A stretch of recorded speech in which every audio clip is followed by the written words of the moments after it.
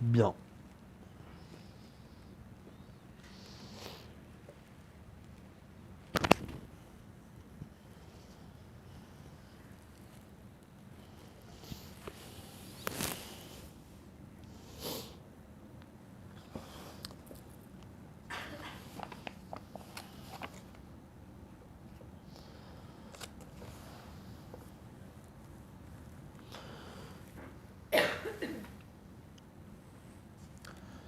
Alors on voit tout au long de la Torah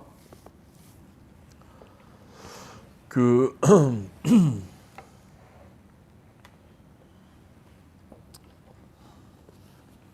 dans l'histoire du monde, du peuple juif, la vraie confrontation, elle se fait entre Yaakov et Ésav. En effet, on a vu l'histoire de Ishmaël. Il y a deux fils chez Abraham, Yitzhak et Ishmaël. Mais dans la Torah, la confrontation, elle n'est pas claire. Ishmaël se fait écarter, Yaakov, Yitzhak continue son chemin. Et voilà que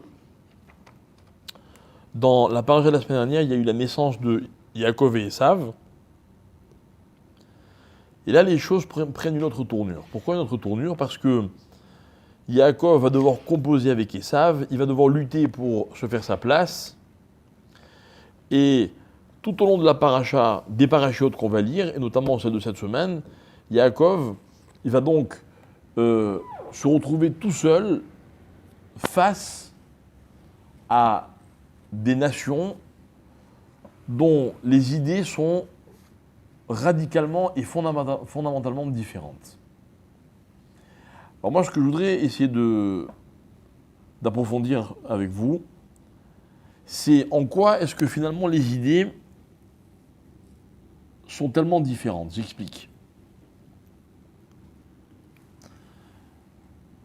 Dans la discussion, dans le conflit, dans le désaccord, le plus important, c'est de trouver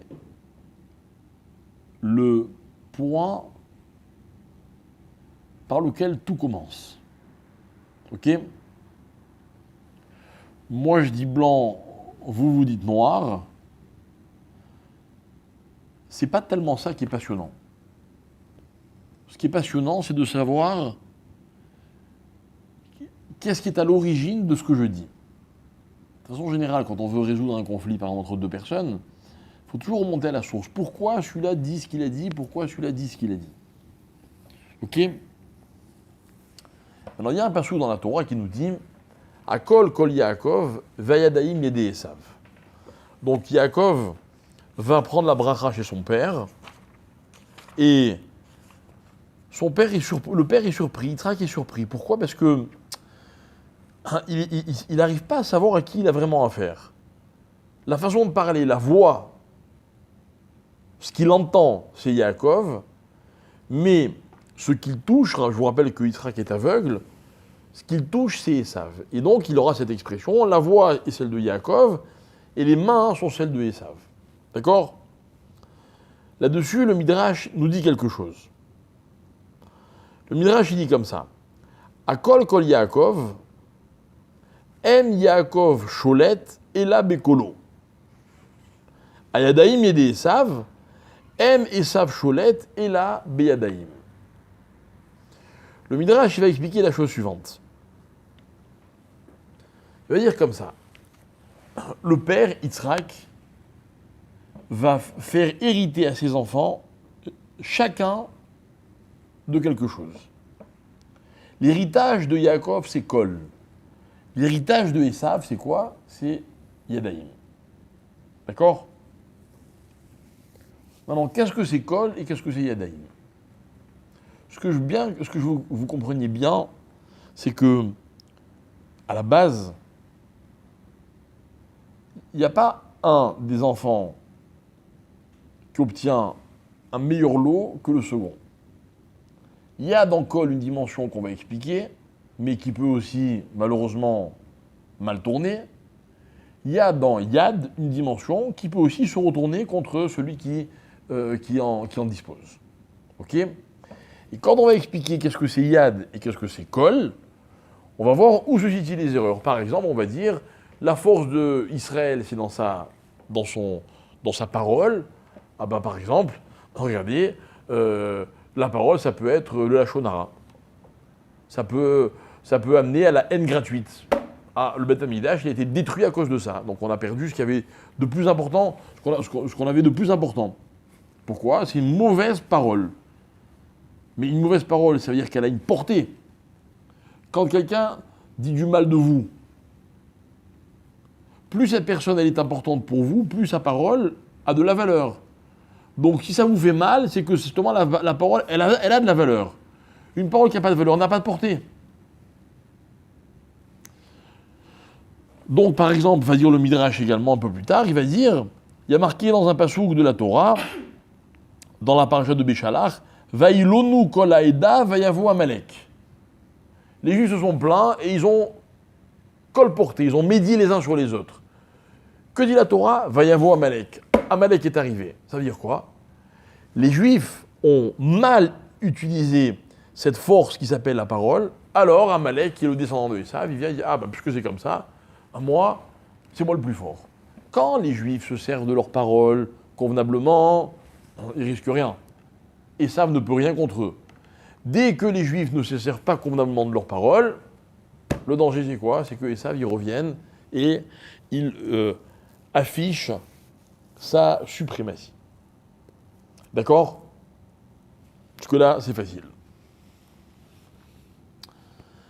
Il y a d'ailleurs une très jolie histoire dans le Midrash qui dit que un jour, Nitkansu kol ovde kochavim etzlo.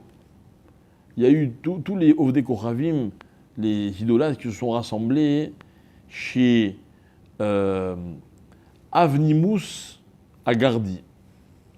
C'était un grand philosophe.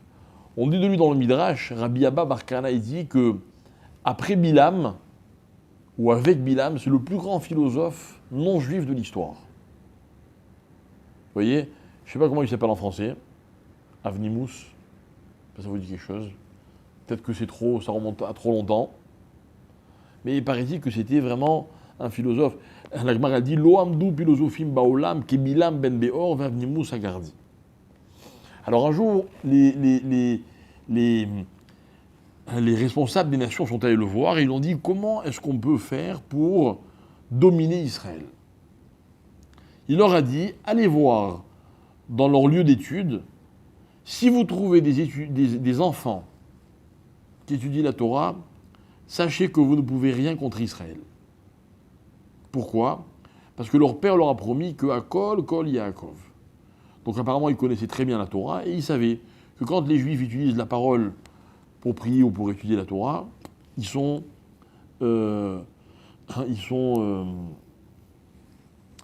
peut rien leur faire, d'accord? Bref. Alors, on va expliquer. Qu'est-ce que c'est que cet héritage qui s'appelle Kol et qu'est-ce que c'est cet héritage qui s'appelle Yad? Ok? À quoi sert la parole? À parler. Très bien. À parler. Parler, c'est s'exprimer. À quoi servent les mains? Voilà. À faire. Ok? Comment s'appelle Esav? Pourquoi on l'a appelé Esav? Quand il est né, il y a marqué Vaïkré où? Chez moi Esav. Les gens qui le voyaient, ils disaient, ah lui, c'est Esav. Pourquoi Esav? Parce que Esav, ça vient du mot la assote, assouille. D'accord? Donc c'est un homme d'action, Esav. Donc, Kishmo Kenhu. Son nom le définissait très bien. Ok? Maintenant, attention. Faire, c'est quelque chose de très noble. Ok? Il y a marqué plusieurs fois dans la Torah, il y a des psukim où on voit, par exemple, il y a marqué Maaseh Yadai Leitpa'er. L'homme, il peut s'enorgueillir de Maaseh Yadai, ou alors c'est Hachem, qui peut s'enorgueillir de ce qu'il a fait. Ok? Faire dans la vie, c'est quelque chose d'extraordinaire. Et Esav, il a cette faculté qui consiste à créer, à faire des choses, à utiliser ces atouts que tous les hommes ont, mais avec peut-être un petit peu une dimension plus élevée. Ok? Maintenant, voilà. Vous savez que dans la constitution de l'homme, il y a 3 éléments qui sont inhérents à l'homme et qui lui permettent de faire, d'être ce qu'il est censé être. Il y a ce qu'on appelle Mahashava, Dibour et Maasé. Mahashava, c'est quoi? C'est la pensée. Dibour, c'est la parole. Et Maasé, c'est l'action. D'accord? Maintenant, les Chachamim nous ont toujours dit que Mahashava, c'était ce qu'il y avait de plus noble chez la personne. Dibour, c'est un cran en dessous. Et Maasé, c'est un cran en dessous. D'accord? Mais on n'est pas là pour établir un classement. On est là pour expliquer comment fonctionnent ces 3 choses. Ça veut dire que ce qu'on va essayer de définir, c'est la vraie différence qu'il y a entre Mahashava, Dibour et Maasé. Tout le monde sait que faire, c'est pas parler, c'est pas faire, et penser, c'est encore autre chose. C'est pas ça que je vais vous expliquer, ça vous le savez déjà. Ok? Mais essayer d'expliquer qu'est-ce que c'est que Mahashava. Mahashava, c'est un concept. C'est un concept. Ce concept-là, il va être porteur d'une dimension qui appartient à l'homme, à condition qu'on en comprenne bien les mécanismes. Ok? Alors voilà. Vous savez ce que c'est réfléchir? Oui ou non? Ouais, tu sais ce que c'est réfléchir? Oui? Bon, déjà parler, tu sais ce que c'est. Parce que tu me dis oui.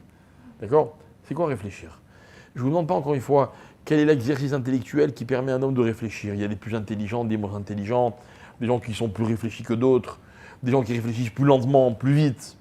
Non. Je suis pas dans le fonctionnement de la faculté qui s'appelle réfléchir. Je suis dans la portée de la réflexion. Une réflexion, mes chers amis, une mahashava, c'est quelque chose d'extrêmement précis. Alors je prends un exemple. Je pense à quelqu'un, c'est un ami à moi, et je réfléchis. Et je me dis, tiens, il m'a fait ça, et il m'a dit ça, il ne m'a pas fait ceci, il ne m'a pas dit cela, tac, tac, tac, je réfléchis, et puis après j'arrive à une conclusion, il est gentil. C'est un type bien. D'accord? C'est ma mahashava. Maintenant, il se peut que vous, si on en parlait, bah vous, votre mahashava, vous amènerez ailleurs.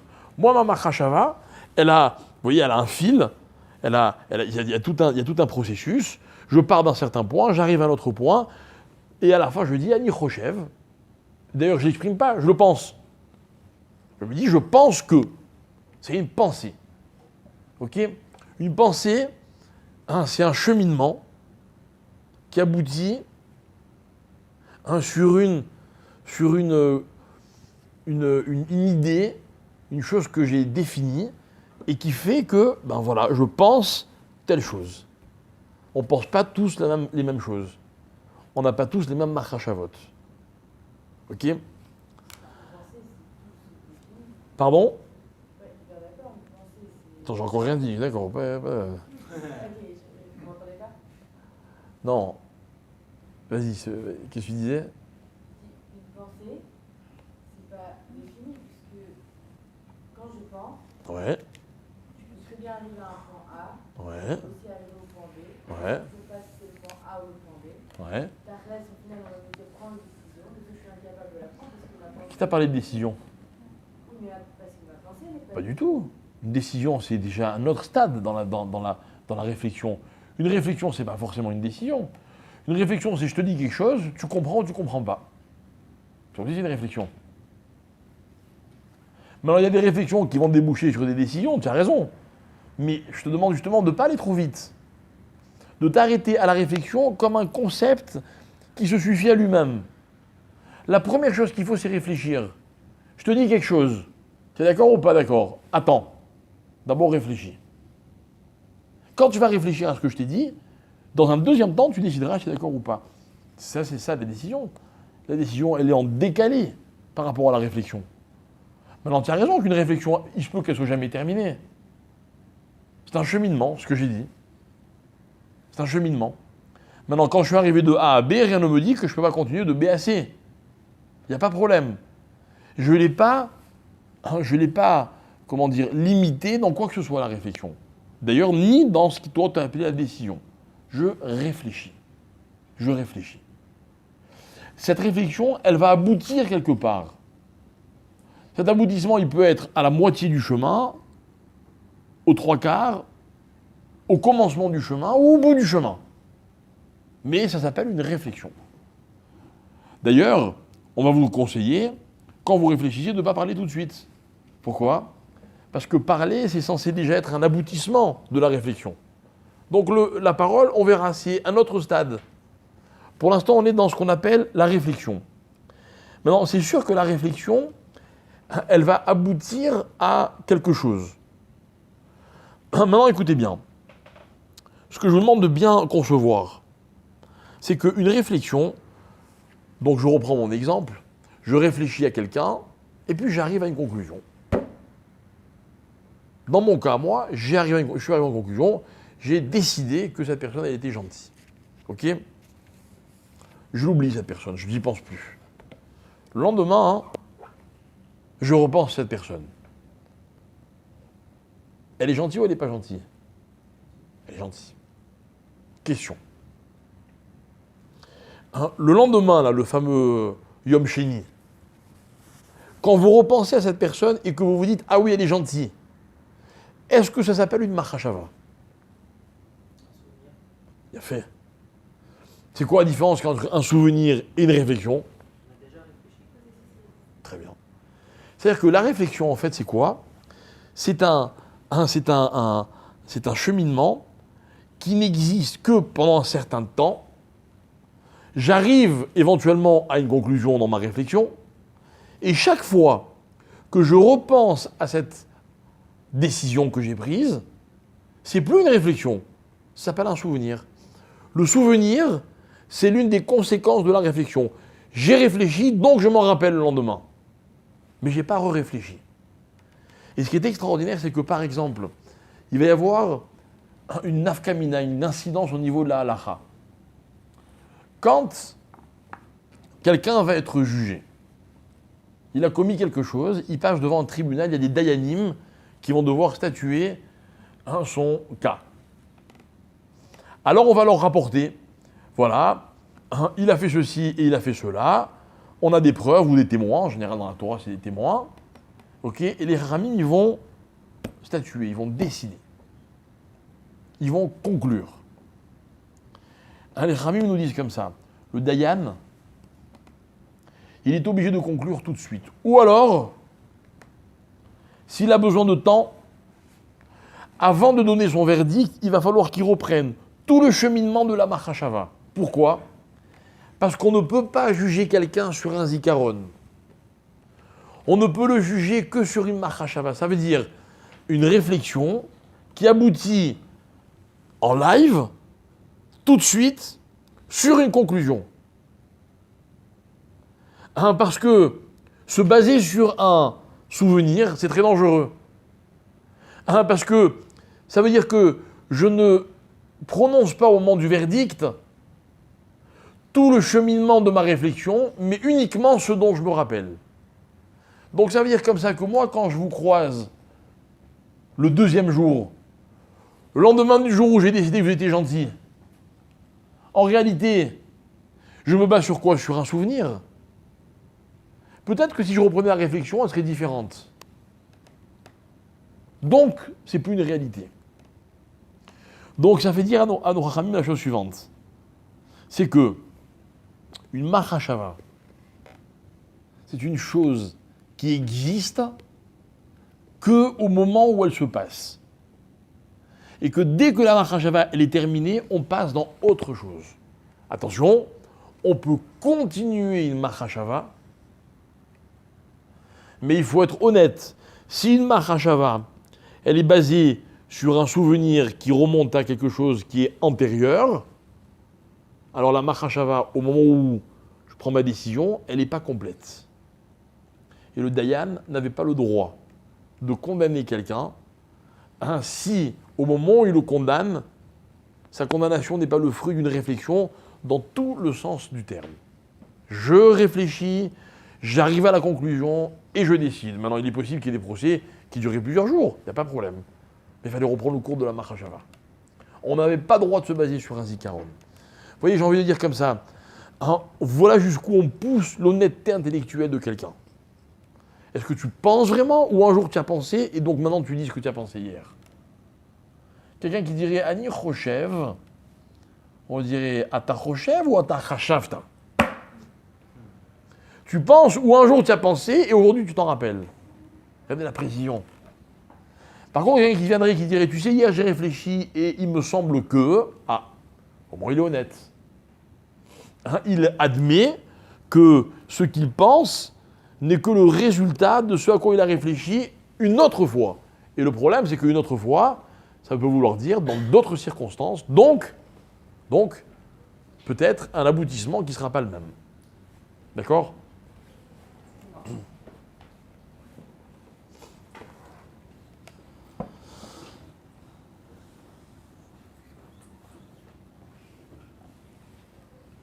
On va le dire un peu différemment, juste pour conclure cette idée-là.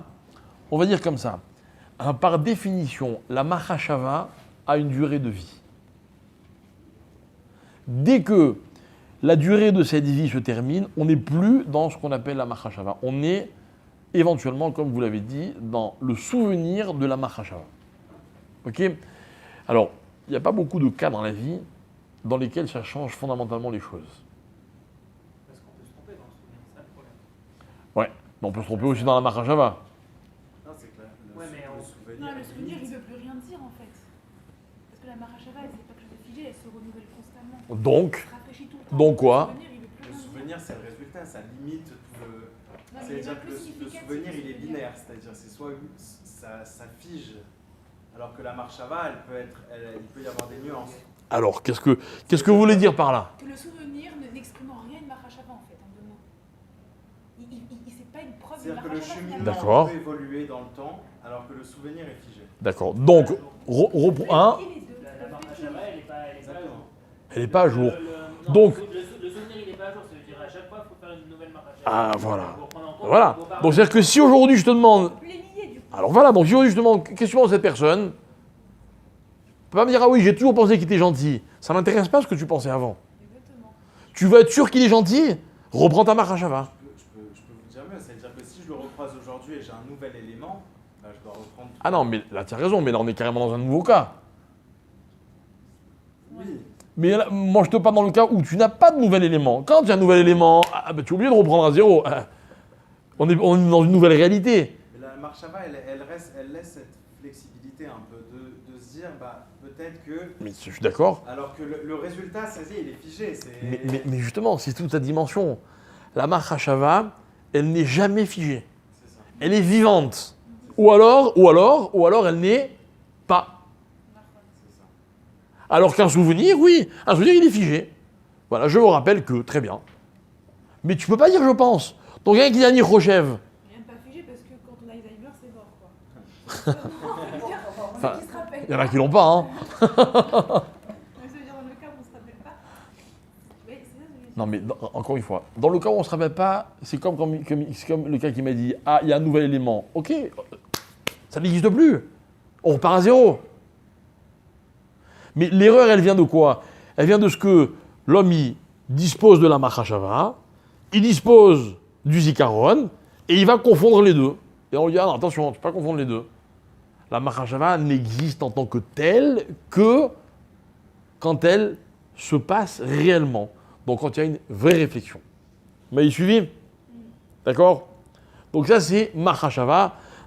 Ce que je vous ai expliqué dans Mahashava, on ne va pas réellement s'en resservir, mais par contre on va... Bon, vous allez voir. Ok ? Alors, un Mahashava, c'est un présent. Ok ? D'ailleurs, la Gemara, elle va dire très beau dans le traité de Sanhedrin, elle va dire...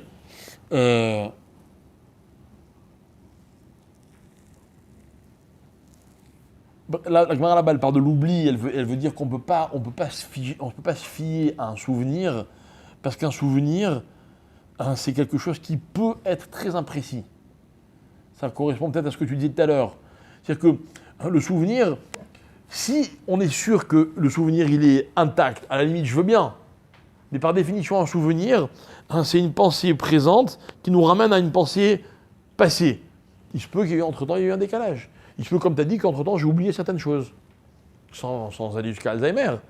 Jusqu'à une pathologie. Mais en tout cas, hein, le souvenir, on peut s'y fier. Mais Combien de fois dans nos vies, on était sûr de se rappeler de quelque chose, puis après on se rend compte qu'on a dû se tromper quelque part, quoi. À un moment, il y a une déconnexion entre ce qu'on a un jour su ou pensé et un souvenir qu'on croyait encore intact.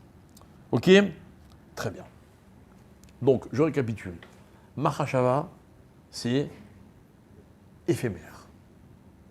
Je pense maintenant, donc je suis dans la Mahashava, elle existe.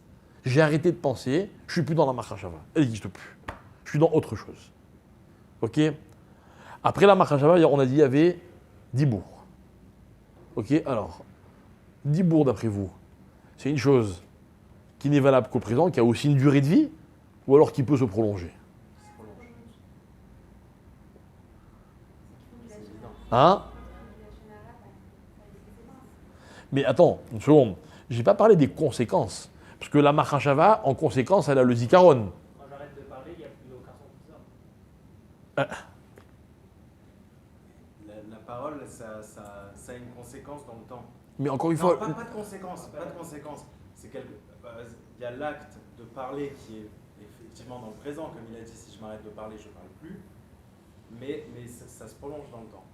C'est une conséquence. On va faire la Ça marque la réalité. Bon, alors oui, ça dépend dans quel sens vous voyez à ce moment-là. Écoutez, je vais vous dire quelque chose de désolant par rapport à la parole. Comment ? Ça vaut rien. C'est pour ça que si on écrit, quand on parle aussi, que dans les contrats, etc., il faut que ce soit écrit. Non, c'est pas social. Ah, c'est ça dépend Faut que ce soit fixé, que ce soit... dans quel contexte. Alors écoutez.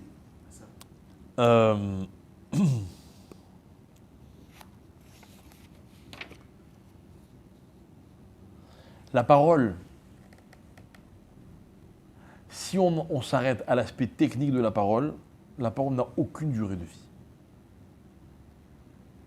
Mais la preuve, elle n'est pas dans la durée de la parole, elle est dans la parole elle-même. Par exemple, voilà, je viens et je vous dis, je m'appelle Yaakov. Hein ? Pardon ? C'est l'impact de la parole. Ah non, je ne parle pas de l'impact. On a dit l'impact, c'est une conséquence de la parole. Je ne parle pas de l'impact. Je parle de la parole elle-même. Quand je dis je m'appelle Yaakov, je m'appelle Yaakov. C'est quand que vous savez quand je m'appelle ? À la fin. Mais à la fin, j'ai fini de parler. Et si vous voulez vous comprendre ce que je vous dis quand je suis en train de parler, c'est incompréhensible. Parce que je, ça veut rien dire. Ma, ça veut rien dire. Pel, ça veut rien dire. Ah. Donc ça veut dire qu'en fait, quand je vous parle, au moment même où je vous parle, vous êtes obligé de faire fonctionner votre mémoire pour enregistrer ce que je dis du début jusqu'à la fin. Et quand j'arrive à la fin, alors vous associez le tout et vous dites « Ah, il a dit ça ». Incroyable. En fait, la parole, c'est complètement décalé, quoi. C'est complètement décalé. La parole n'est jamais un présent. Genre, une mère qui dit à son fils, tu vois pas que je suis en train de parler ? C'est faux. C'est faux. Le je suis en train de parler, il veut rien dire. Il veut rien dire. D'ailleurs, quand je me tourne vers mon enfant pour lui dire je suis en train de parler, ben déjà je suis plus en train de parler à l'autre, je suis en train de lui parler à lui. Imaginez l'enfant un peu... il dit ah, mais justement, tu t'es interrompu. Vous connaissez l'histoire ? C'est un gosse comme ça qui est au lit, et qui a soif. Il dit à sa mère, maman, je peux avoir un verre d'eau ? Et dit, maintenant, ça y est, tu dors, et pas de verre d'eau. 5 minutes après, maman, je peux avoir un verre d'eau ? Je t'ai dit de dormir, maintenant, il n'y a pas de verre d'eau. Donc elle lui part de la cuisine et lui dans sa chambre. Et toutes les 5 minutes, je peux avoir un verre d'eau, je peux avoir un verre d'eau. Sa mère me dit, regarde, si tu me donnes encore une fois un verre d'eau, je viens et je te donne une fessée. Au bout de 5 minutes, je dis, maman, quand tu viens me donner la fessée, tu peux avoir un verre d'eau ?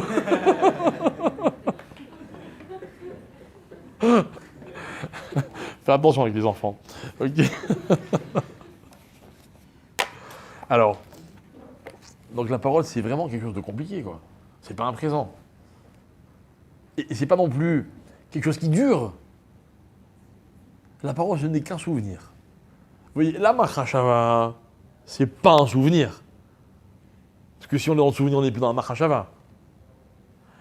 La parole, c'est pas non plus quelque chose qui dure, parce que comme vous l'avez dit, dès que j'arrête de parler, je parle plus. Mais en même temps, s'il n'y a pas de souvenir dans la parole, il n'y a pas de parole. Le mot dibour, il veut rien dire. Alors, c'est des sons, mais ils ne servent à rien, les sons. Au contraire, qu'est-ce qui fait que les sons sont agréables ou désagréables? C'est l'association des sons. Un son agréable, c'est l'harmonie de plusieurs sons. Un son désagréable, justement, c'est des sons qui sont inappropriés.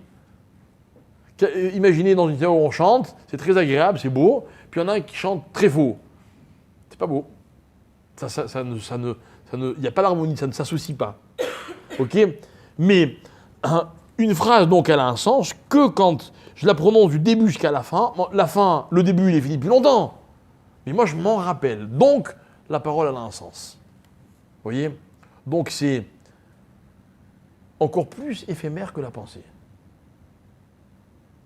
La différence, c'est que là, le souvenir, il a une vraie valeur.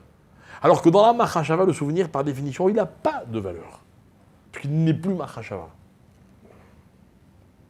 Vous me suivez? Ok, donc Mahashava, et puis après, Dibour. Et c'est très beau parce que, par exemple, il y a marqué dans les premières tables de la loi, il y a marqué Shamor et Yom HaShabbat. Dans les deuxièmes tables de la loi, qu'est-ce qu'il y a marqué? Zachor. Et qu'est-ce qu'on dit nous tous les vendredis soirs? Zachor veshamor bedibour. Pardon, Zachor et Shamor. Zachor veshamor bedibour echad. D'accord? C'est quoi bedibour echad? La Gemara dit Machem ape yachol edaber ve'ena ozen yachola lishmoa.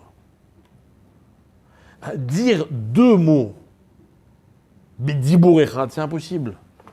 Pourquoi c'est impossible? Parce que ni la bouche ne peut le prononcer, ni l'oreille ne peut l'entendre. Donc c'est pas un dibour. Donc la parole, elle est forcément décalée. Vous voyez, maintenant je dis ça, puis après je dis ça. Dans la Gemara, on va dire par exemple, quand deux personnes parlent, on n'entend rien. Très calé la mishta, dit la Gemara. Ça sert à rien, quelqu'un parle. Ça sert à rien de parler quand il est en train de parler. Parce que celui à qui vous parlez ne peut pas vous entendre. À la limite, ça sert pour qu'on n'entende pas ce que lui il dit. Vous avez déjà vu dans les débats, ils adorent parler les deux ensemble. Pourquoi? Parce que c'est pas grave si on l'entend pas. À Icar qu'on n'entende pas l'autre. Terrible. Ok? Pour qu'une parole elle ait un sens, il faut qu'il y ait un ordre dans ce qui est dit et un souvenir au bout pour réactiver ce qui a été dit au début. Ça, c'est la parole.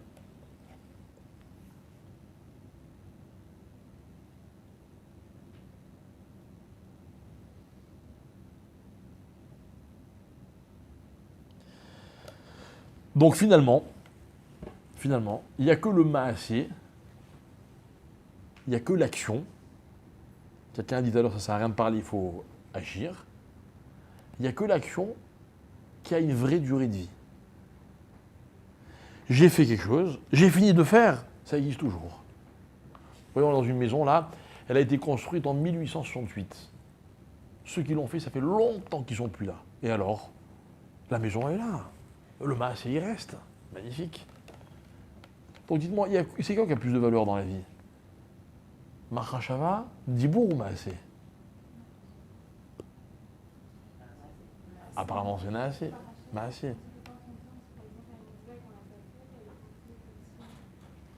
Ouais, mais tu te rends compte que tu es obligé de me dire que les Rachamim, ils nous ont appris que... Mais si, c'était pas marqué, tu l'aurais jamais inventé une chose pareille. Parce que ça n'a pas de sens. Comment? Ouais, et si on s'arrête à Mahashavatrila, qu'est-ce qui se passe? Non. Si on s'arrête à Mahashavatrila, on ne fait pas le maasé. Ta Mahashava ne vaut rien. Enfin, ça vous est jamais arrivé de dire à quelqu'un, tu sais, j'avais vraiment l'intention. C'est très gentil. Mais tant mieux. Tant mieux si le maasé... Non, c'est pareil, des fois tu peux agir comme ça instinctivement, sans réfléchir. Il y a des personnes qui agissent de manière impulsive, sans réfléchir. C'est instinctif. Non, c'est instinctif, tu te remercies quand c'est instinctif. Attends, une chose. Là, on va venir à ce que tu es en train de dire. On va voir comment l'un peut avoir des conséquences sur l'autre. C'est-à-dire, qu'est-ce qui rend un maasé meilleur? C'est un mahashava. En même temps, qu'est-ce qui donne une vraie valeur à une mahashava? C'est le maasé. D'accord, ça c'est les interactions. Maintenant, je te prends chacun indépendamment, seul. La Mahashava, elle disparaît. Le Dibour n'est qu'un souvenir. Finalement, qu'est-ce qui reste vraiment? C'est vous qui l'avez dit tout à l'heure. C'est le Maasé.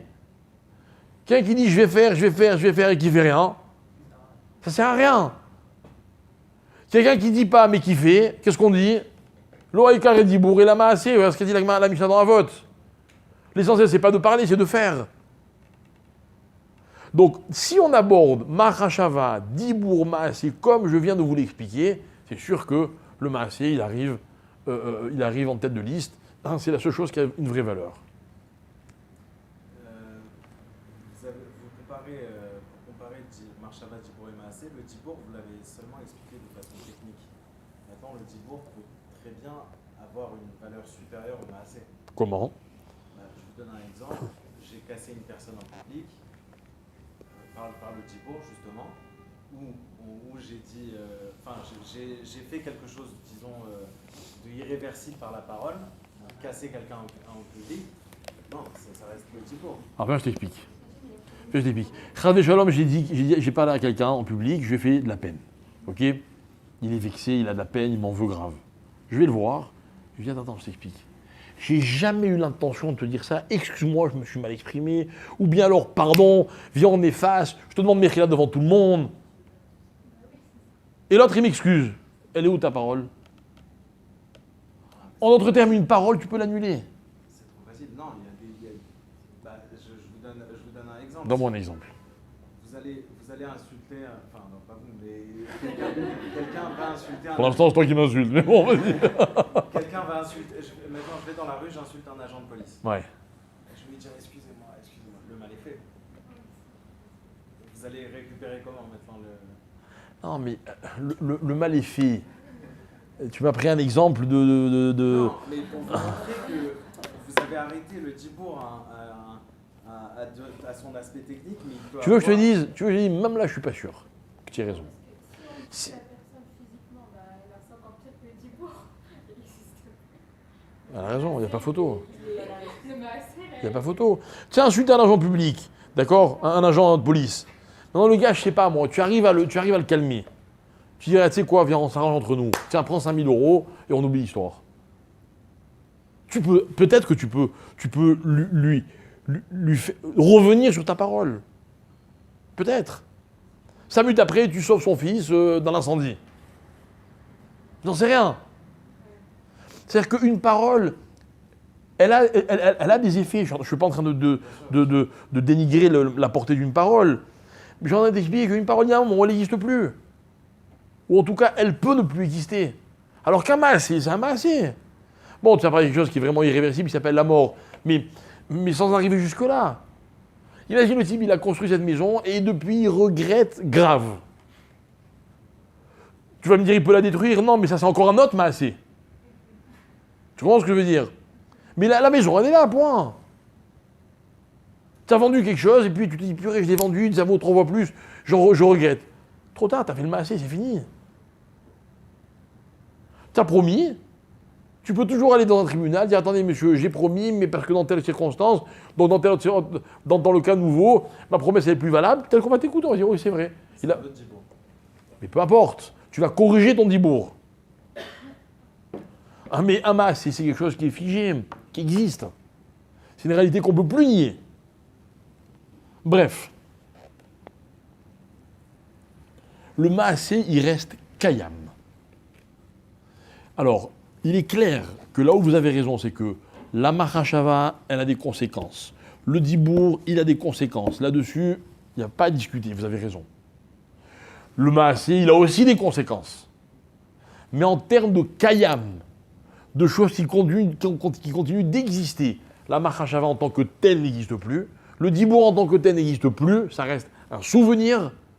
Le Maasé, il est Kayam, même après des années. Voilà la différence. C'est dans ce monde-ci, parce que dans les mondes en haut, c'est différent. Ah, mais on n'y est pas encore. Là, on dit tes murs, et témoigner tes mots. Tu as raison, Ce que t'as dit. mais on n'y est pas encore. Maintenant, je te parle là, maintenant, là, tout de suite, aujourd'hui. Non, quelque part, ça laisse quelque chose, Mais- mais c'est spirituel. Mais, encore une fois, ça laisse quelque chose, mais c'est pas le Dibour. Le Dibour, il n'est plus là. Le Dibour, il n'est plus là. Parce qu'on le voit pas. Hein? On le voit pas. Pas parce qu'on ne le voit pas, mon ami, parce qu'il n'existe plus. Les conséquences, elles existent. Tu as dit un mot de travers une fois à quelqu'un, il s'en rappelle pendant 20 ans. Mais le Dibourg, il n'est plus là. Le Dibourg, il n'est plus là. Regardez, encore une fois, je peux être mochel de quelqu'un qui m'a dit quelque chose de terrible. Mais quelqu'un qui m'a volé quelque chose, il m'a pris. Évidemment que là aussi je peux être mochel, mais il m'a pris. Il m'a pris, il m'a pas rendu. C'est toujours chez lui. Bref.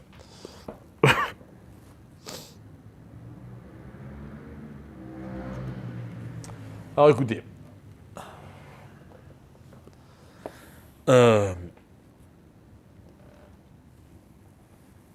Tout ce qu'on est en train d'expliquer, ça porte un nom. D'accord? Ça porte un nom. Vous allez voir que tu vas retrouver les olamot, les machins, etc. Tout est vrai. Tout est vrai. Simplement, vous savez, il faut... C'est vrai que c'est comme quand vous rangez des documents dans un ordinateur. Il y a des dossiers. Hein. Si vous mettez les documents dans les dossiers qui correspondent, l'ordinateur, il est hyper bien rangé. Si vous faites du balagan, on ne comprend plus rien. D'accord? Il y a un moussag, il y a un concept qui s'appelle les fameux 4 olamot. Beria, Yetzira, Asiya et Atzilut.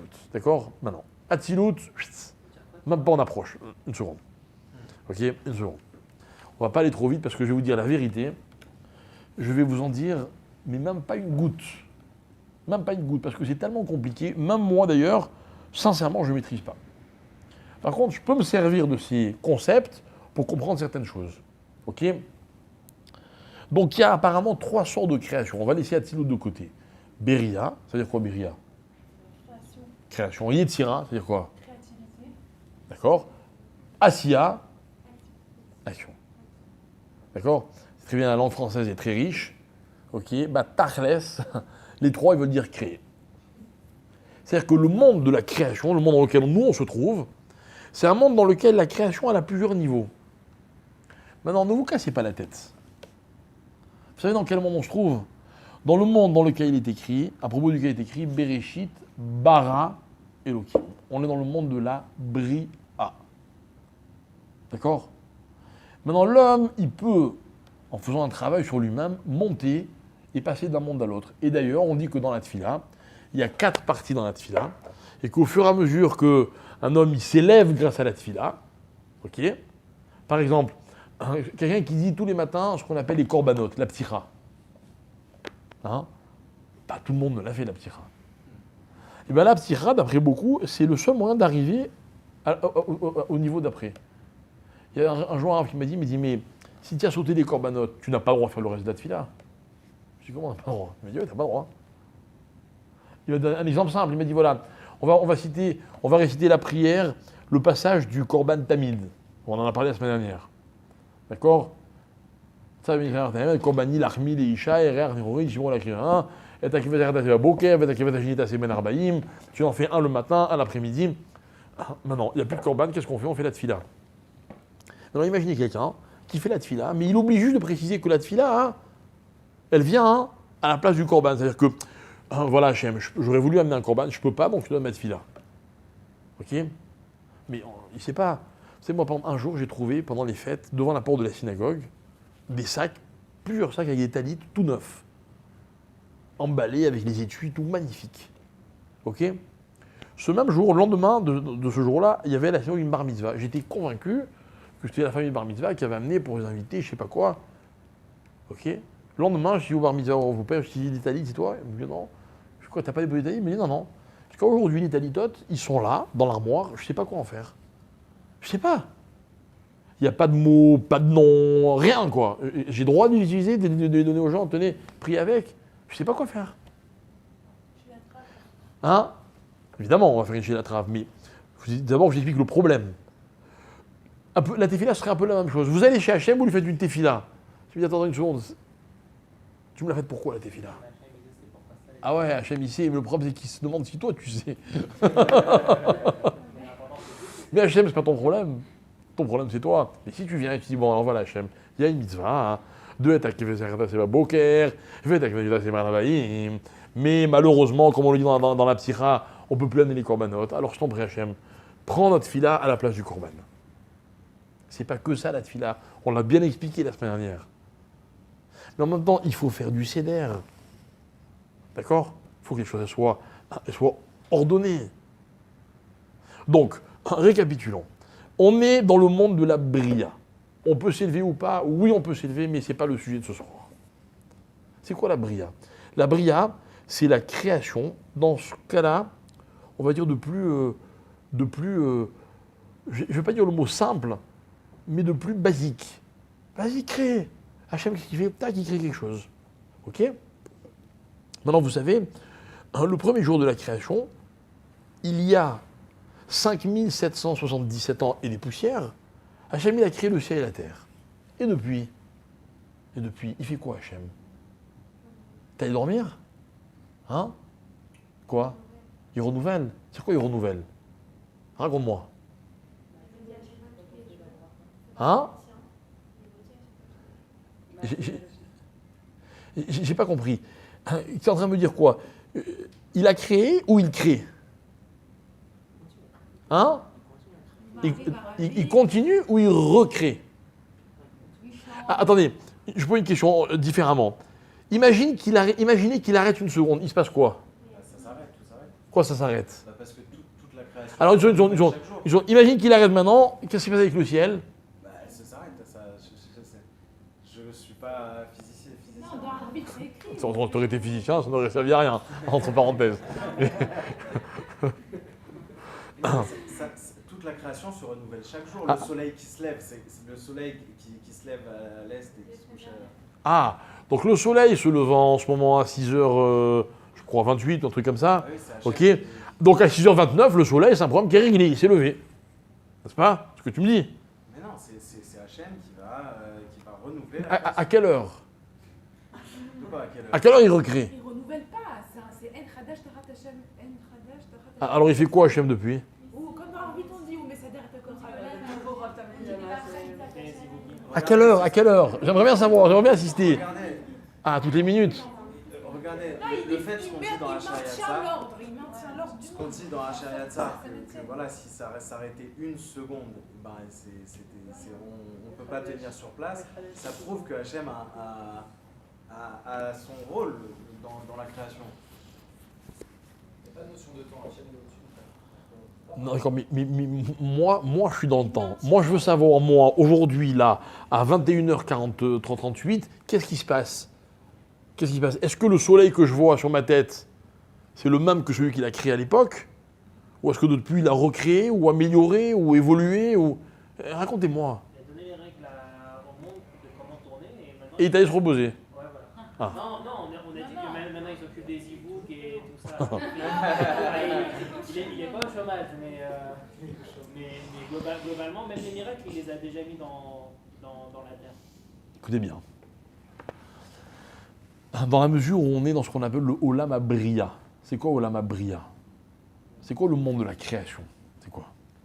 C'est le monde dans lequel les choses, écoutez bien parce que c'est profond, les choses ne sont que créées.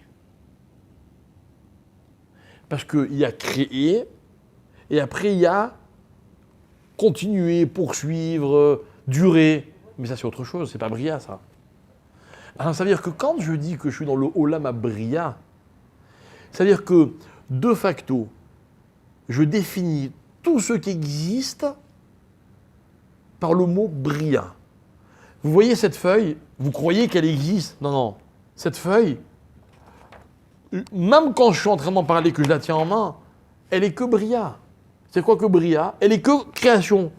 Création, création, création, création, chaque instant. Chaque instant. Et les choses ne sont pas autre chose que des créations.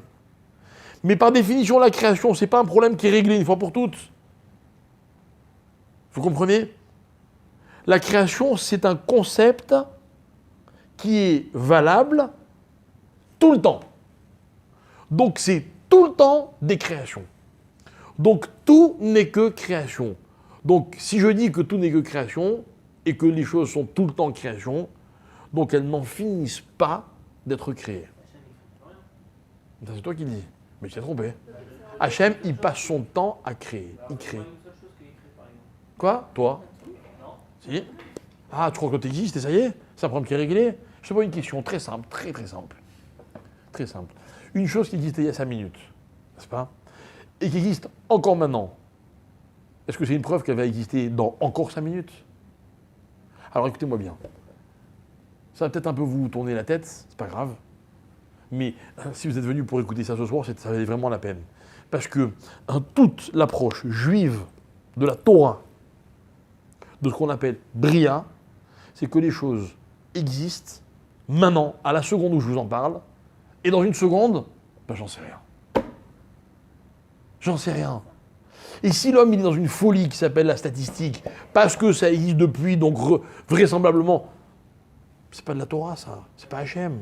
Il n'a rien créé de nouveau, ça veut dire on ne sait pas si dans 5 Mais je sais pas, mais je sais pas. Ils sont encore là, mais en tout cas, il a. Mais je sais pas. Il y a Pour savoir ce qui est nouveau, là, il a rien créé de nouveau. pour savoir ce qui est nouveau, pour savoir ce qui est nouveau, il faudrait que tu sois là depuis le début pour dire ah ça existait déjà, donc il n'y a plus rien de nouveau. J'en sais rien. Maintenant, moi non plus j'en sais rien, mais je te dis ce qui est marqué. On me dit que l'homme, et ça c'est donc ces notions basiques de Kabbalah, sur lesquelles le monde dans lequel nous nous trouvons s'appelle Olam Abria, donc où les choses n'existent que parce qu'elles sont créées. Et dès le moment où elles arrêteraient d'être créées, elles n'existeraient plus. Elles ne seraient plus. Si Hachem arrêtait de créer le ciel, eh bien le soleil, le ciel, il n'y a plus. Vous voyez? Ni il y avait et il n'y a plus, ni il a été détruit. Non, non, il n'y a pas besoin de tout ça. Puisque être, vous le remplacez par créer. Donc, n'est que ce qui est créé au présent. Et Hachem, il passe son temps à créer des choses. Et moi, vous savez ce que je fais?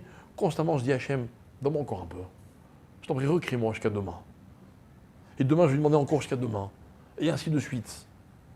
Mais c'est vrai. Mais les hommes sont fous. Les hommes croient que celui qui est en bonne santé, qui est jeune, et qui a de quoi manger, va vivre plus longtemps, que celui qui est vieux, malade et qui n'a pas de quoi manger. Mais n'importe quoi. N'importe quoi. Mais ce n'est que des illusions. Parce que si ce que vous dites c'est vrai, on n'est plus dans la Bria. On est dans autre chose. Non, ça porte d'autres noms. Hein. Il reste Yetzira, Asiya. On va voir. On va expliquer dans un instant. On va donner un exemple, un seul, pour que vous compreniez que ce que vous croyez, ça existe, mais il y a des conditions. Il y a des conditions. Mais quand on est dans Bria, c'est-à-dire que les choses sont créées en permanence. Je vais vous donner un exemple pour que vous compreniez, parce qu'il faut une image. Il faut une image.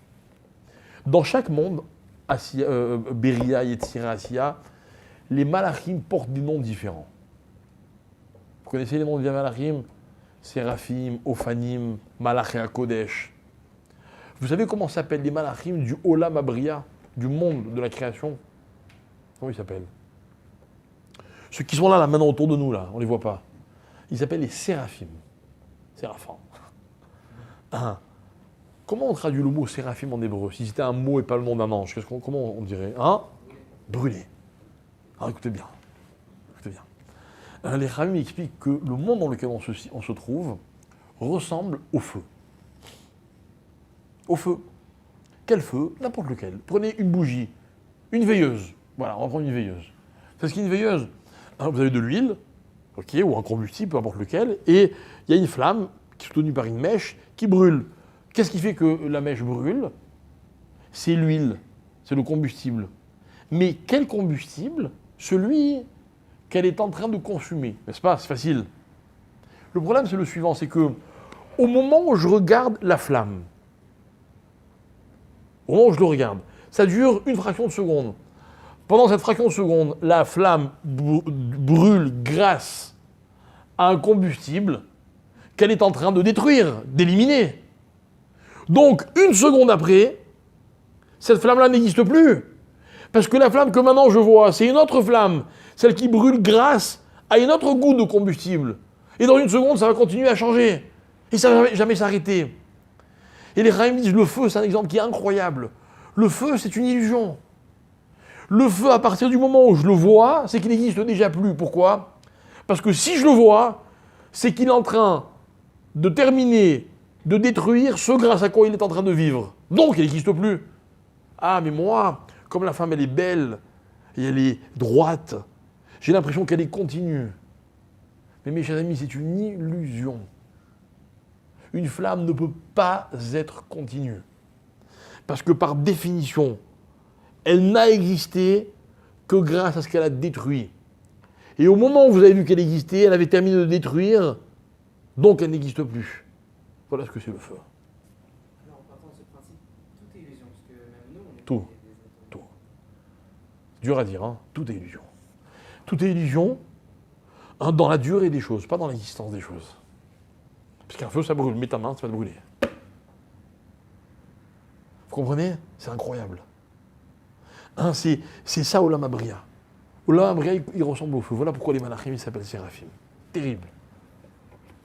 Le fonctionnement aussi, c'est du feu. Parce que quand On va voir, on va y arriver. On va y arriver. Non, pas trop vite. Tu vas voir, attends, tu veux kiffer, attends un peu. Ne disons pas des choses, il ne faut pas les galvauder les choses, d'accord? Maintenant. On va y arriver, tu vas voir. Fais-moi confiance. Ok? Alors. Le Midrash, je vous ai rapporté ce Midrash plusieurs fois, il raconte qu'Avram Avinu, il ne connaissait pas Hachem. Et un jour, il est passé devant une maison dans laquelle il y avait un feu. Il a vu un feu. Et quand il a vu un feu, il a été interpellé. Il a dit, mais attends une seconde, si le feu brûle, c'est qu'il y a forcément quelque chose qui le fait brûler. Mais moi, quand je vois le feu, je ne vois pas le combustible qui est en train de disparaître. Il a dit, voilà à quoi ressemble le monde. Il y a bien quelqu'un qui est constamment en train d'alimenter ce feu. Il arrête une fraction de seconde, il n'y a plus de feu. Donc je veux comprendre qui est cet acteur invisible qui fait fonctionner le monde. Et il a cherché, et rappelez-vous, par élimination, il est arrivé à un Hachem qu'il ne pouvait pas voir ni définir. Donc il a compris qui était Hachem. Et tout ça, ça a commencé par un feu. Voilà ce que dit le Midrash. Ok? Bien.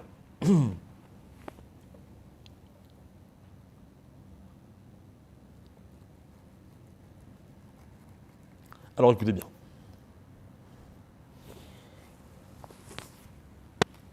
Où est l'erreur? Où est l'erreur? Parce que ce que je vous dis, je sais que c'est difficile à encaisser, à admettre, parce que ça remet tout en question. Mais moi, je veux pas trop vous... Il ne s'agit pas de tout annuler, de repartir à zéro. Il suffit de corriger certaines erreurs. La seule erreur qu'il faut corriger, c'est ce qu'on appelle la chose suivante. Il y a un concept dans le langage des Chachamim, qui est le suivant, qui dit que, en fait, il ne faut pas tomber dans le piège de ce qu'on appelle Mechouyav Ametsiout. C'est quoi Mechouyav Ametsiout? C'est que c'est obligé d'exister. C'est obligé d'exister. Il y a quelqu'un qui dirait, moi, c'est sûr que je vais vivre encore X temps. C'est obligé.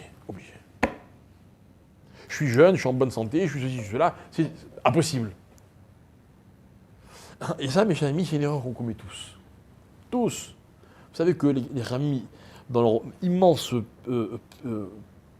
talent de psychologue, je ne sais plus qui a écrit, ils ont dit, vous savez quel est le problème de l'homme? C'est que l'homme, il est convaincu qu'il est éternel. L'homme, il oublie qu'il n'est pas éternel. C'est pour ça qu'on se sent tellement important.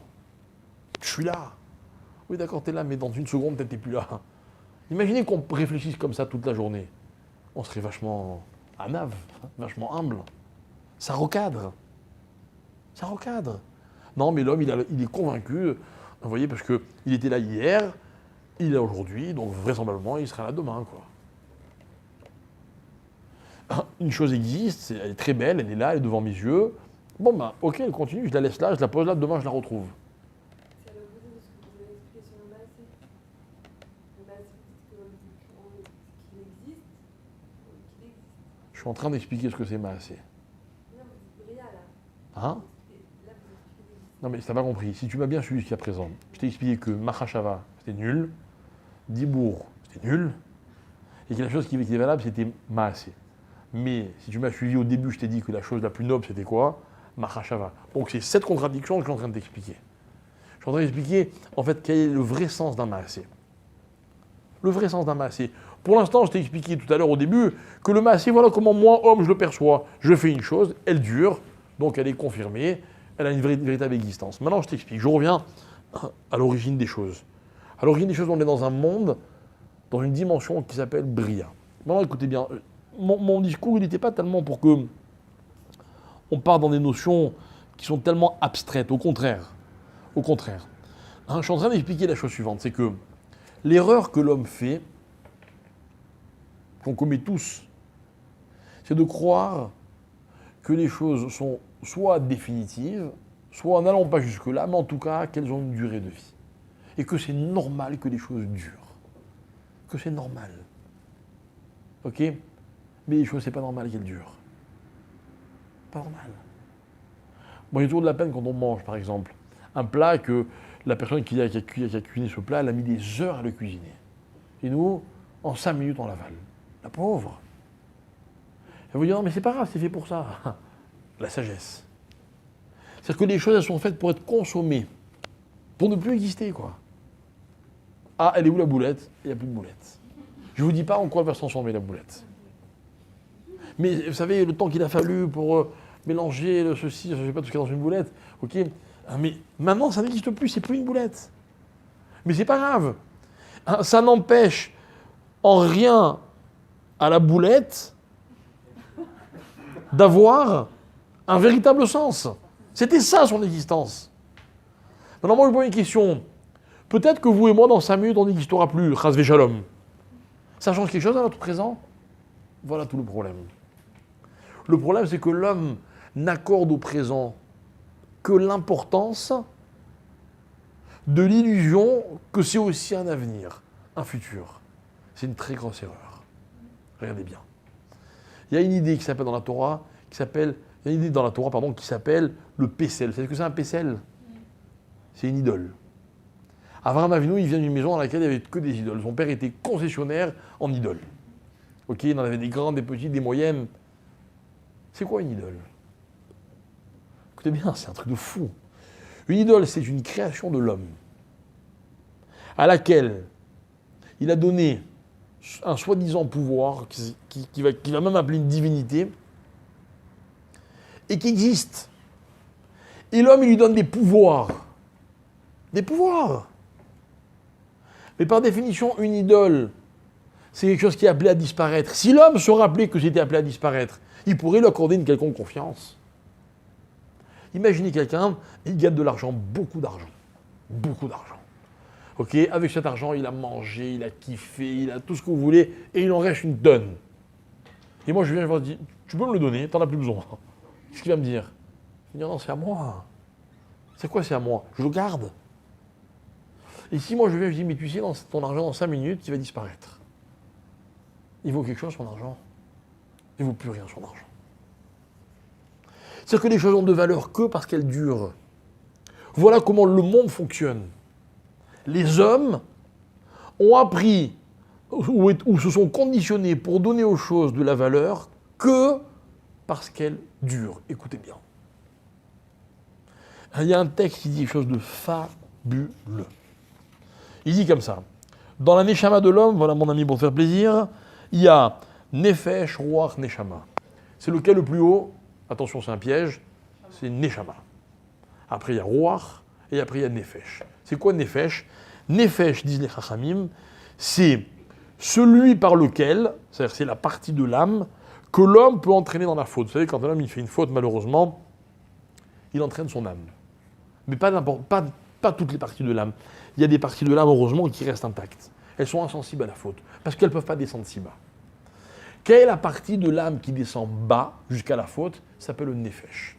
Pourquoi le Nefesh, le pauvre? Pourquoi? D'où vient le mot Nefesh? Hein?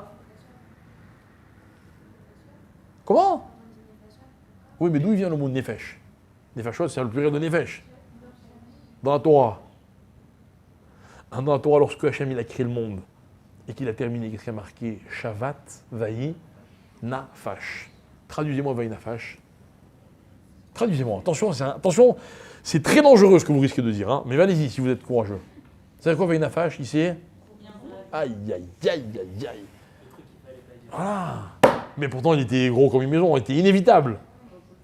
Mais ça veut dire quoi reposer? Alors attention, c'est là où ça devient, ça aurait pu devenir grave. C'est que reposer, ça voudrait dire comme ça. Il a créé, puis maintenant c'est bon, les choses elles existent, donc il peut aller se reposer. N'est-ce pas? Et comme pensaient tout à l'heure certains, bah maintenant les choses sont établies, c'est bon, elles existent, elles sont là. Vainafash. Celui qui voit les choses comme ça, eh bien, son nefesh, il descend dans la vera. La vera, c'est quand l'homme il se repose. C'est quoi il se repose? Il a l'impression que les choses elles existent, elles sont établies. Elles sont des réalités. Or, ce n'est pas le cas. Si l'homme ne reste pas sur la brèche, sur le qui-vive, dans le combat constamment, dans la création des choses, eh bien, les choses elles disparaissent. Je vous pose une question. Vous êtes gentil? Oui ou non? Sincèrement. Vous êtes gentil. Mais au moment où vous l'avez dit, c'est peut-être déjà plus vrai. Parce qu'on n'est pas gentil, point. Et puis c'est réglé. Ça n'existe pas une chose pareille. Vous êtes sadique? Je l'étais tout à l'heure, mais dans 5 minutes, je ne sais pas. Mais tout est comme ça. Vous êtes généreux, vous êtes intelligent, vous êtes en bonne santé, vous êtes riche. Maintenant, oui. Mais qui va s'aventurer à dire oui, je compte le rester? On ne peut jamais se définir. Hein? On ne peut jamais se définir. On ne peut pas. Non, au présent, oui. Mais uniquement au présent. Quel khazaka? Si je suis sadique, j'ai une khazaka que dans 5 minutes, je vais rester sadique. Quelqu'un qui me dit j'ai une khazaka que je vais rester sadique, pour moi c'est une khazaka qui va devenir rachat. Excuse-moi, hein. Mais bien sûr. Mais c'est un fou. C'est comme quelqu'un qui est sur une autoroute à 200 à l'heure. À 200 à l'heure. Et il dit l'autoroute est droite, la voiture roule bien, elle vibre pas, c'est bon, je peux aller me reposer. Mais enfin, il n'y a pas d'obstacle, mais il y en a peut-être un dans une seconde. Dans une seconde. Mais c'est ça la vie. Alors ça veut dire quoi, Vainafash? Comment on traduit? C'est pas parce que maintenant tu te poses la question que je suis obligé de te répondre, quoi. Tu vois ce que je veux dire? Alors on va voir. On va voir qu'en fait, toute la notion de Vainafash, c'est que Hachem, en fait, il poursuit ce qu'il a entamé. Alors le Bereshit, c'est quoi? C'est qu'il y a un moment où ça a commencé, mais ce qui a commencé ne s'est jamais arrêté. Mais pour Hachem, poursuivre, c'est ça Vainafash. Genre, vous avez un boulot, maintenant on peut vous reposer. Ça veut dire quoi? Continuez à travailler. C'est un peu ça, quoi. C'est un peu ça. Mais dans la vie, en vérité, c'est comme ça que les choses elles fonctionnent. Quoi, vous croyez, par exemple, encore mon exemple de toujours, quelqu'un il se marie, c'est bon, ça y est, je suis marié, c'est bon, je peux faire ce que je veux. Pas du tout. C'est maintenant que ça commence. Et tous les jours, ça recommence. Ah, ça y est, j'ai des enfants, c'est bon, hein, j'ai fait ce qu'il fallait. J'ai mis des enfants au monde. Oh, Habibi. Maintenant, tu commences à bosser. Et tu vas bosser très dur les premiers temps, et encore plus dur après, et encore plus dur, et ça ne va jamais s'arrêter d'être de plus en plus dur. Hein, c'est ça, Beria. C'est ça, Bria. Et maintenant, je vous pose une question. Vous êtes gentil? C'était facile. Allez-vous être capable de le rester? C'est ça qui va faire de vous ce que vous êtes vraiment. Parce que je vais vous dire, créer quelque chose, c'est normal. C'est comme ça que le monde dans lequel on est fonctionne. Vous ne méritez pas une médaille quand vous êtes devenu quelque chose. Vous la méritez quand vous le restez. Vous savez, moi, un jour, on m'a demandé, mais pourquoi dans les yeshivot, on n'a pas de diplôme? Pourquoi il n'y a pas d'examen? Je ne sais pas si ici, il y a des gens diplômés ou qui ont fait des examens, mais je vais vous dire, ce qui me dérange, c'est que le risque dans la vie, c'est qu'on vous donne un papier pour vous faire croire que ça y est, vous avez atteint l'objectif. Dans la Torah, on n'est jamais diplômé. Jamais. Peut-être on peut dire de quelqu'un, celui-là, il est rave. Mais en une seconde, rave, il ne peut ne plus l'être. Tzaddik, hein? Mais tout. Tzaddik. Tzaddik, c'est une qualité. Le plus dur, c'est pas de le devenir, c'est de le rester. Vous savez quoi? Si vous êtes tzaddik, je vous souhaite de le rester 5 minutes. Après, on verra. Mais bien mettre, c'est vrai. Vous comprenez? Voilà ce que c'est le Olam Bria. Maintenant, l'erreur de Esav, c'est quoi? Revenons à notre cher Esav. Esav, on dit Assouï. C'est quoi Assouï? Esav, c'est celui qui croit que le Maasé a plus de valeur que le reste. Pourquoi? Parce qu'une fois que c'est fait, c'est réglé. Ok? Esav, c'est celui qui croit que la Péoula, elle est forcément liée à la Totsara. J'ai fait, c'est là, je peux aller me reposer, j'ai fini. Ça, disait Ramim, c'est l'origine de la Avodah Zarah, de l'idolâtrie. Et mes amis, on est tous concernés par ce problème. On est tous des idolâtres en puissance. Peut-être pas comme à l'époque où on se prosternait devant des idoles, mais la vraie idolâtrie, c'est quoi? C'est d'accorder aux choses de l'importance. Parce qu'on leur a donné une définition qui est souvent, pour ne pas dire toujours, liée à une durée. À une durée. On a vu des hommes qu'on a beaucoup respectés, et puis un jour ils sont plus ce qu'ils ont été, on les oublie. Dramatique. Nos parents ou nos grands-parents, ils sont un peu vieux, on les assoit là, on dit tiens, bouge pas, hein, je reviens tout à l'heure. On les oublie. Ils ont été. Mais dans la vie, ce qui compte pour nous, c'est pas d'avoir été, c'est d'être, de continuer à être. Et on va vous dire, ça, c'est bien parce que c'est solide, par exemple. Ou c'est comme, par exemple, ça, c'est bien parce que c'est beau. Je vous ai raconté cette histoire qui est arrivée à mon Rav, il y a un jeune homme qui est venu le voir, et qui lui a dit, voilà, Rav, je sors avec une jeune fille, mais elle ne me plaît pas, je ne sais pas si je vais l'épouser. Il dit, pourquoi? Parce qu'il ne la trouve pas très belle. C'est ce qu'il lui a répondu. Il lui a dit, la beauté, c'est une action qui ne fait que baisser. C'est vrai. Il n'y a pas plus éphémère que la beauté, franchement. Moi, je connais même des gens qui sont beaux. Attends, laisse-moi parler. Je connais des gens qui sont beaux, et puis un jour, ils arrêtent de l'être, et puis un jour, ils redeviennent beaux. Et ouais. Vous voyez? Ça va, ça vient, quoi. Et en général, quand ça va, ça vient, on n'accorde pas trop de valeur à ces choses-là. Alors arrêtez. Arrêtez de croire. Arrêtons, parce qu'on est tous concernés, de croire que des choses ont de valeur que parce qu'elles durent. Parce que rien ne dure. Par contre, ce qu'il faut espérer, c'est que des choses soient recréées en permanence. C'est ça la dimension. Ok, mal entendu. Jusque-là, c'était simple. Ah bah oui. Maintenant, on va commencer un peu à kiffer. Juste tout ce que vous avez prouvé que Maasé, c'est meilleur que Marshava, etc. Non, c'est l'air chaud. Sans ça, tu auras encore plus froid. Par contre, tu peux fermer la porte, il y a peut-être de l'air froid qui rentre. Tout ce que vous avez prouvé que Maasé, c'est plus important que Marshava, et vous avez conclu que c'est Esav qui pense comme ça. Oui. Donc du coup, il ne fallait pas penser comme ça. Alors, je ne sais pas si tu penses à la question que je vais poser. En fait, Justement, je vais la poser la question un peu différemment. Je vais dire, mais une seconde, ça c'est Esav. Mais Esav, de qui il a reçu l'héritage de Yadaïm, Yédé Esav? De qui il a reçu? De Yitzhak. De Yitzhak, son père. C'est son père qui a dit Yaakov, Kol Yaakov, et Esav. Donc quoi? Alors, ça vient de Yitzhak. Alors quoi, Yitzhak, il vivait comme ça? Incroyable. J'ai pas compris. Tout ce qu'on a expliqué maintenant, c'est quoi? C'est que le monde de la Bria, du Maasé, c'est un monde en fait qui est hyper éphémère. Au début, on avait dit Machashava, c'est éphémère. Dibour, c'est éphémère. Maasé, il y a ça qui reste. Et je suis venu faire voler tout ça en éclats en disant au contraire. Au contraire. La Machashava, elle a de la valeur alors qu'elle est éphémère. La parole a de la valeur alors qu'elle est éphémère. Le Maasé n'a de valeur que s'il dure, mais il dure encore moins que le reste. Donc il a encore moins de valeur que le reste. Parce que si sa valeur n'était liée qu'à sa durée, et qu'il n'a pas duré, donc le Maasé ne vaut rien. Mais le Maasé, excuse-moi, c'est Yitzhak qui l'a transmis à Esav, en lui disant, toi, tu auras Yadaïm et des Esav. Alors comment Yitzhak il était dans cette dimension-là?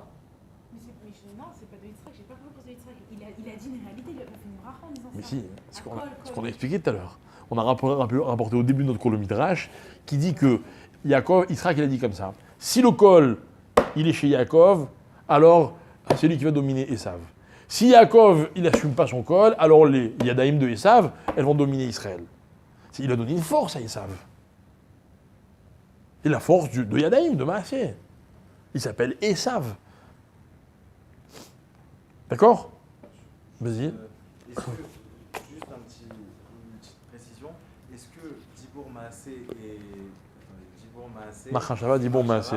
elles prennent les mêmes notions suivant les mondes que vous avez expliqué, la Yetzira, la Moya, ou elles changent de valeur? Une autre fois. Non, je veux juste, oui ou non? Évidemment qu'elle change de valeur. D'accord, c'était juste... Évidemment qu'elle change de valeur. Quand on va arriver dans l'Olam Asiya, là on va voir qu'au contraire, les choses elles ont... Mais là on va voir que la parole elle est encore plus Asiya que le Maasé. C'est pour ça que je veux dire, on va pas voilà, on peut kiffer, on a de la marge, quoi. Ok. Alors maintenant, par contre, ce qu'il faut expliquer, c'est Yitzhak. Ok. Alors écoutez bien. Yitzhak, ce qui va être dans sa vie la chose qui va le plus nous faire découvrir qui c'est Yitzhak, c'est la fameuse Akedat Yitzhak. Parce que ça, c'est quelque chose d'unique. Il n'y a personne au monde qu'on connaît, dans la Torah, à qui on a dit, tiens, monte sur le Misbéach, on va te trancher la gorge, mais c'est pour Hachem. Hein, et qui a dit, ok, d'accord, si Hachem l'a demandé, j'y vais. Personne n'a jamais fait une chose pareille. C'est-à-dire, il n'y a eu aucun autre homme dans l'histoire qui a été Korban comme Yitzhak a été Korban. Yitzhak, c'est un Korban. Maintenant, regardez bien la folie. La folie, c'est que comme Yitzhak, il est Korban, vous savez ce qu'on dit, nous, tous les jours dans la prière? Il n'y a pas un sidon, là? Ah voilà, très bien. Tous les jours dans la prière, on va réciter la Akedat Yitzhak. Ok? Et après la Akedat Yitzhak, on dit la chose suivante.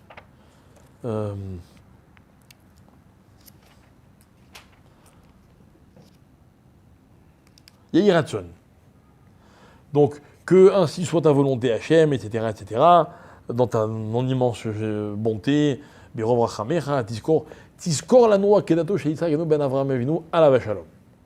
Souviens-toi, pour nous, du sacrifice d'Yitzhak. Le sacrifice d'Yitzhak, c'est une carte de crédit illimitée. D'accord? On le sort à toutes les sauces. Rosh Hashanah, Kippour, dans la fila du matin, sans arrêt. Oh, on est monté sur le Misbéach, oh. Tu peux bien nous pardonner. Tout le temps on dit ça. Mais quelle est la phrase? Écoutez bien. On dit Hachem, rappelle-toi. Keilou, comme si Ephro, Tsavour ou Mounach al Geba Misbéach. Comme si la cendre de Yitzhak, elle était encore posée sur le Misbéach. Et franchement, tu vois la cendre de Yitzhak, tu peux nous en vouloir. Regarde ce qu'on a fait pour toi. Et ça, Hachem Yitzhak. Question. Quelle cendre? Il n'a pas été sacrifié. Regardez les hommes comme ils sont forts. Il n'y a pas eu de cendre. Mais on dit, bon, on fait comme si elle était encore là-bas, la cendre. Hein. Regarde la cendre d'Yitzhak et pardonne-nous. Et ça marche. Alors tout le monde dit, mais de quoi on parle? Et en fait, écoutez bien, mes chers amis, ce qu'il faut comprendre, c'est que Yitzhak, il est Épher. Yitzhak, dans sa vie, grâce à ce sacrifice de lui-même qu'il a fait, il est devenu cette dimension de Épher. C'est quoi Épher? Un jour, Abraham, il dira, Anochi, Afar, va Épher. C'est quoi Afar, va Épher? Magnifique. Je vous l'avais dit une fois dans un cours. Afar, c'est de la terre. La terre, elle n'a pas de passé, c'est de la terre. Elle n'est rien. Mais elle a un avenir, parce que vous plantez, ça peut pousser. Elle a des propriétés qui font que les choses peuvent pousser. N'est-ce pas? Épher, la cendre, elle n'a pas d'avenir. La cendre, c'est pas fertile, ça ne sert à rien. Par contre, la cendre, elle a été. Avant de brûler, elle était quelque chose. Abraham, il est Afar va Épher. Yitzhak, c'est le fils d'Abraham. Donc, qu'est-ce qu'on dit de lui? On dit de lui que quand il est monté sur le Misbéach, il y a un Midrash qui dit que la Neshama de Yitzhak, et c'est ça qui a fait croire à Sarah, et elle en est morte, que son fils avait été sacrifié, la Neshama de Yitzhak, elle est sortie et elle est re-rentrée. Voilà ce qu'il dit le Midrash. Ok? Elle est sortie et elle est re-rentrée. Maintenant, ça veut dire quoi? Ça veut dire que Yitzhak, il est mort et il a ressuscité. Vous savez que ça existe, la résurrection des morts? On espère tous. Hein. On espère tous. On sait qu'un jour, dans les 13 articles de foi, on dit chez un Métim, Atidim, les Chayot, que les Métim vont revivre. Maintenant, ça va se passer quand, Kriyat HaMetim? Vous savez quand ça va se passer? À la fin des temps. Et quand on fait une Ashkaba à quelqu'un, on dit Ulketz Ayamin Yamideo. À la fin des temps, il va le faire se relever. À la fin.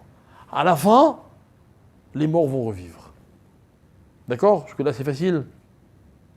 Maintenant, vous prenez le mot Yitzhak et vous le décomposez un peu. Il y a 4 lettres. Avec ces 4 lettres, vous pouvez former le mot Chai et Ketz. Et on dit comme ça que Yitzhak, dans sa vie, il a vécu comme à la fin des temps. C'est quoi la différence entre la vie avant la fin des temps et la vie après la fin des temps? C'est que la vie avant la fin des temps, elle est éphémère. La vie après la fin des temps, elle n'est pas éphémère. Elle dure, elle existe. Je n'ai pas dit qu'elle est éternelle, mais j'ai dit qu'elle a une durée qui est... Là, on pourra dire, elle existait à 5 minutes, elle existera dans 5 minutes. Ça, c'est sûr. Donc Yitzhak, il est rentré dans une dimension de quoi? De Efer, Mounar, Al-Gabé Misbeach. De quelque chose qui s'est figé et qui existera pour toujours. Et nous, jusqu'à la fin des temps, on va dire, oh, rappelle-toi la cendre. Et quand vous me dites, mais quelle cendre? C'est pas une question. Parce que la cendre, c'est pas quelque chose, une cendre, ça s'envole. Mais cette cendre-là, non, elle reste. Parce que c'est une dimension qu'a atteint Yitzhak. Comment il a atteint cette dimension? J'explique, c'est très logique. C'est que Yitzhak, il a été prêt à faire de lui-même un korban. Ça veut dire qu'il n'y a pas d'homme qui se soit annulé autant que Yitzhak pour Hachem. D'accord? Donc écoutez bien, le calcul il est simple. Yitzhak n'a plus d'existence. C'est un sacrifice. Un sacrifice, on le prend, on l'égorge et on le brûle. Il n'a plus d'existence. Voilà ce qu'il est prêt à être. Donc quand Yitzhak, entre guillemets, il ressuscite, alors c'est quoi il ressuscite? Est-ce que vraiment la Neshama elle est sortie ou rentrée? Peu importe. Mais c'est une nouvelle vie pour Yitzhak. Il pensait qu'il allait mourir. Cette nouvelle vie, écoutez bien, n'a de sens pour Yitzhak que parce qu'il vit pour Hachem. Pourquoi? Parce qu'il était prêt à mourir pour Hachem. Vous savez ce que c'est être prêt à mourir pour quelqu'un? C'est vivre pour lui. Quand on aime quelqu'un, on est prêt à mourir pour lui. Mais il ne veut pas qu'on meure pour lui. Il veut qu'on vive pour lui. Non, mais justement, comme on est prêt à mourir pour lui, ça montre qu'on vit pour lui. C'est un paradoxe qui est fabuleux. Ça n'existe que dans la vie, ce que je viens de vous dire. C'est fabuleux. Voilà qui c'est Yitzhak. Yitzhak, disent les Chachamim, c'est une personne qui a été capable de s'annihiler tellement qu'il n'avait plus d'existence propre, il n'existait que pour Hachem. Il y a une preuve dans la Torah. Il y a une preuve incroyable. Son père, comme Abraham, Non, c'est le seul. capable de donner. C'est le seul. Oui, mais c'est pas donné. C'est pas donné lui-même. Écoutez bien, il y a marqué dans la paracha, dans la Torah un jour, que Hachem il dit à Yaakov Avinu, il lui dit, écoutez bien, Ani Hachem Eloké Avraham, Avicha, Veloké Yitzhak. Je suis le Dieu de ton père Avraham et de ton père Yitzhak. Et à ce moment-là de la vie de Yaakov, puisque ça se passe justement dans cette paracha-là, ok, les Chachamim demandent, mais comment Hachem il peut dire Dieu de Avraham et Dieu de Yitzhak? Dieu de Avraham, je comprends pourquoi. Écoutez bien. Parce que comme Avraham était mort, on savait qu'Abraham, jusqu'à la fin de sa vie, jusqu'au dernier instant, il était resté le fidèle serviteur d'Hachem. Mais Yitzhak, il n'est toujours pas mort, il vit. Peut-être qu'il va changer à la fin de sa vie. On ne peut pas dire de quelqu'un qu'il est tzaddik tant qu'il est vivant. Pourquoi? Parce que peut-être ça va changer dans 5 minutes. Ce que je vous ai dit tout à l'heure. Et c'est un concept, c'est une halakha. C'est une halakha. La Gemara elle va dire, on ne dit pas de quelqu'un qui... Hachem ne veut pas dire je suis le Dieu de celui-là tant qu'il est encore vivant. Il n'y a que de Yitzhak. Et la Gemara dit parce qu'à Yitzhak, il n'y avait aucune chance qu'il change. C'est le seul. Parce qu'il n'avait pas d'existence propre. Son existence, elle n'était que à travers Akadosh Baruch Hu. Vous entendez? Ce qui nous fait dire que quoi? Que Yitzhak, il a une durée de vie qui est infinie. Parce qu'Yitzhak existe à travers Hachem, et seulement à travers Hachem, donc il existera toujours. Voilà la dimension de Efer. Voilà pourquoi vous et moi, dans la prière, on a le droit de dire « Oh, il y a ma cendre, celle de Yitzhak là. » Parce qu'il existe encore. Pas physiquement, on s'en fout. Écoutez bien, tout ça pour vous dire quoi? Que Yitzhak, c'est le seul homme de l'histoire qui savait ce que voulait dire qu'une chose peut durer éternellement. Et les autres, ils n'auraient pas pu mourir pour Hachem. Abraham, il n'aurait pas pu mourir pour Hachem. Il est mort pour Hachem? Il n'est pas mort pour Hachem. Il aurait peut-être pu, mais il ne l'a pas fait. On ne peut pas dire il aurait pu. Il est rentré dans la fournaise, mais pas en tant que korban. Il est rentré dans la fournaise parce qu'on l'a forcé à entrer dans la fournaise. Il n'a pas dit tiens Hachem, je vais te montrer qui je suis rentré dans la fournaise. Yitzhak aussi, il a été un peu forcé. Non, pas du tout. Yitzhak, rappelle-toi, la Torah elle dit, Yitzhak demande à son père, Inéaesh, Vaetim, Vaye, Ase, Léola. Et Abraham lui dit, parce que quand ils vont vers le sacrifice, il lui dit, mais je comprends pas, t'as amené le feu, t'as amené le bois, t'as amené le couteau, et il est où l'animal? Et Hachem lui dit, et Abraham lui dit, ah, Hachem, il va nous guider. Donc il n'a pas compris. Il a compris, les Ramim disent, à ce moment-là, il a compris que c'était lui le korban, il a suivi son père. Regardez le texte, parce qu'il faut comprendre. Il y a marqué comme ça. C'est une bonne question, mais je suis presque à ma conclusion, mais je veux que ce soit bien clair. Il y a marqué comme ça que quand ils sont partis, Ok, ils étaient accompagnés de Eliezer et Ishmaël. Ils les ont laissés, ils ont continué tous les deux tout seuls. Et la Torah elle dit, il va y aller Rouch et Nehem, Yardav. Les deux ils sont allés avec le même entrain. Ok, donc déjà pour Abraham c'est extraordinaire, mais même pour Yitzhak c'est extraordinaire. Pourquoi? Parce que non, pardon. Pour Abraham c'est extraordinaire. Pourquoi? Parce qu'il savait qu'il allait sacrifier son fils. Mais à ce moment-là, Yitzhak il ne sait pas qu'on va sacrifier. Donc lui il va content d'aller faire une mitzvah. Son père lui dit on va faire un korban. Très bien. Là-dessus, et tout d'un coup, il se réveille et il dit « Mais papa, je comprends pas. » Je vous lis le texte, que c'est vraiment, c'est flagrant, quoi. Il lui dit comme ça. Il dépose les deux serviteurs, ok. Alors Abraham, il prend le bois dans sa main et il donne à Yitzhak, et lui, il prend le couteau, etc. Va y aller rouge et Yardav. Va yomer Yitzhak à l'Abraham aviv, Aya Léola. Alors là, il lui demande, mais il est où le korban? Yomer Avram, Elohim, Yerelo Aseh, l'a béni. Hachem, il va nous le montrer, le korban. Ça voulait dire, genre, il est là, le korban. Qu'est-ce qu'il dit, le pasouk? De nouveau. Vayelechu Shenehem, Yardav. C'est quoi Yardav? Avec le même entrain, ensemble. Ensemble, en symbiose. Même quand il a compris que ça allait être lui le korban, il est allé avec autant d'entrain que quand il ne savait pas que c'était lui le korban. Voilà qui c'est Yitzhak. Alors écoutez bien. Et là maintenant, on aborde en conclusion. S'il y en a bien un sur Terre qui sait comment les choses elles peuvent être éternelles et comment les choses peuvent avoir une valeur parce qu'elles durent, c'est Yitzhak, comme on vient d'expliquer. Écoutez bien. Cette force, il la donne à Yaakov et il la donne à Esav.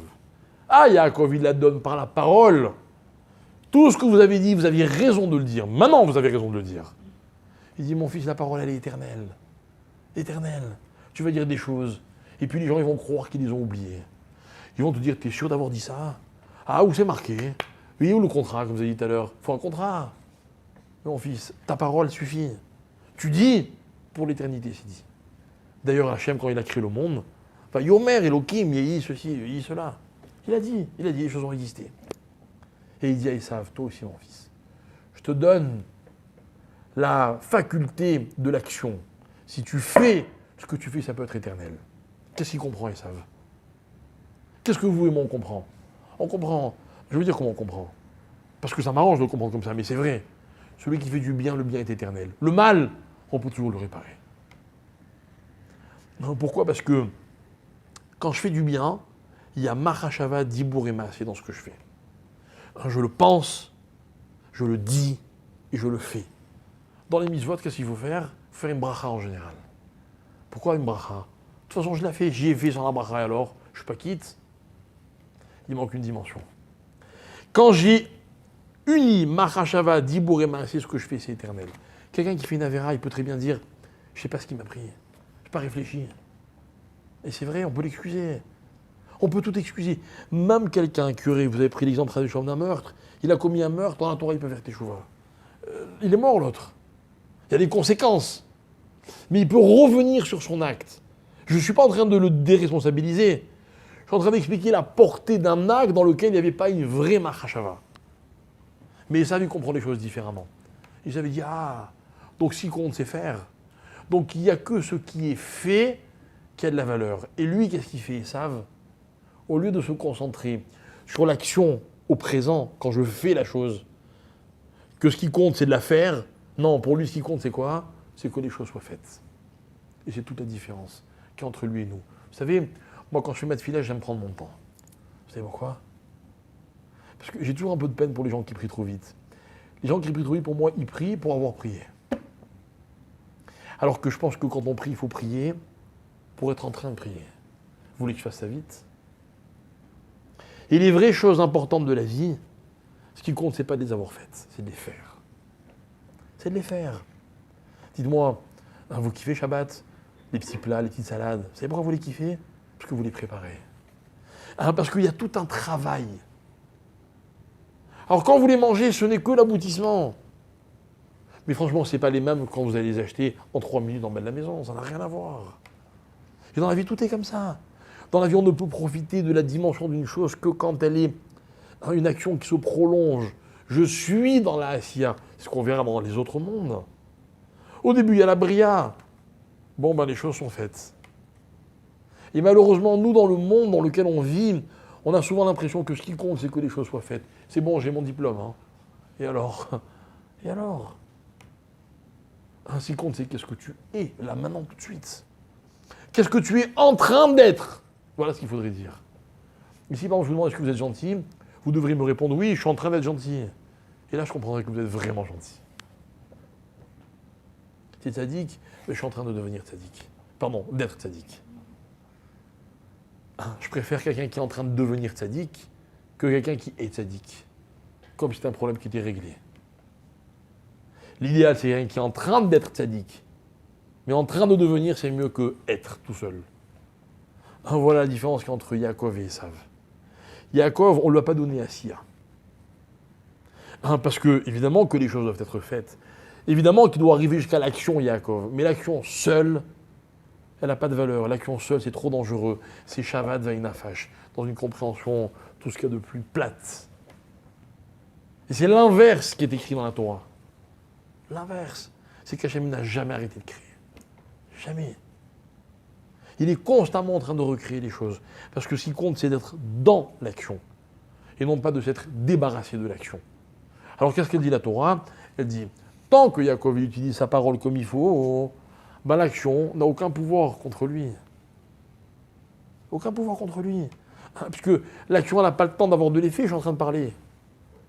Là, je peux dire à quelqu'un, je suis en train de parler. Tu peux rien me faire.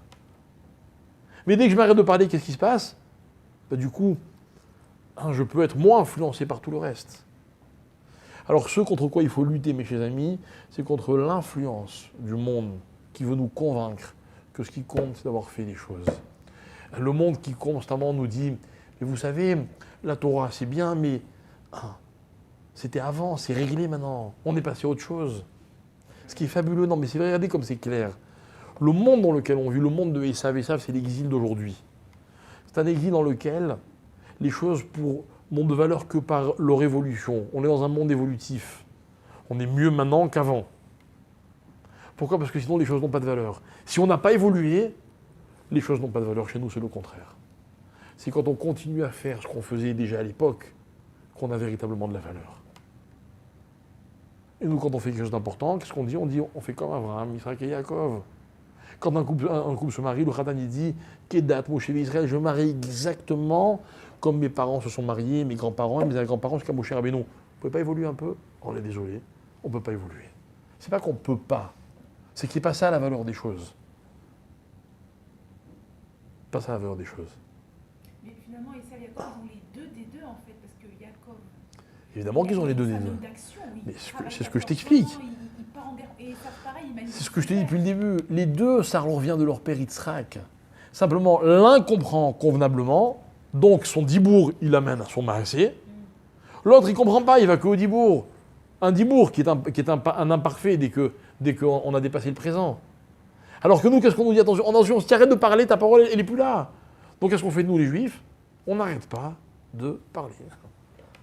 Maintenant, la parole, elle aboutit sur l'action, donc qu'est-ce qu'on fait? On n'arrête pas de faire. Et on n'a jamais le temps de se reposer. Voilà ce que c'est un vrai Juif. Ok, maintenant je vous laisse un peu de marquage à une petite semaine pour qu'on puisse comprendre. D'ailleurs, il n'y aura pas cours la semaine prochaine, malheureusement. Voilà.